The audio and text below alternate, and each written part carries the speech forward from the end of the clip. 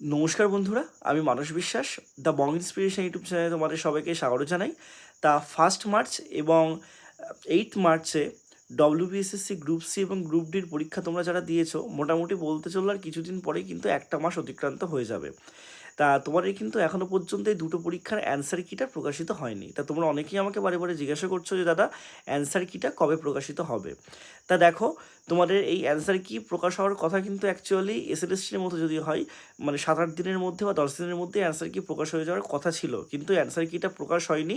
যেইটুকু শোনা যাচ্ছে যে তোমাদের কিন্তু মানে হাইকোর্টে একটা রায় হয়েছে যে একটা এক্সপার্ট কমিটি হবে, যেখানে 3জন বা তার বেশি অ্যাসোসিয়েট প্রফেসরদের নিয়ে যে তোমাদের উত্তরপত্র বা মডেল উত্তরপত্র হবে, তা সেটা দিয়েই কিন্তু তোমাদেরকে দেওয়া হবে, রেকটিফাই করা হবে। ঠিক আছে, ওই কারণে হয়তো একটু ডিলে হতে পারে, কিন্তু অ্যাকচুয়ালি তোমাদের কোনো প্রশ্ন সেট তৈরি হলে এবং প্রশ্নের যা ধরন যা প্রশ্ন যা ছিল, ঠিক আছে, সেটার অ্যান্সার কি তো মানে আগেই কমিশনের প্রস্তুত করে রাখা উচিত। তা সেক্ষেত্রে আমি তোমাদেরকে বলবো যে তোমাদের দেখো, এই মার্চ মাসে তোমরা কিন্তু অ্যান্সার কিটা পাবে না।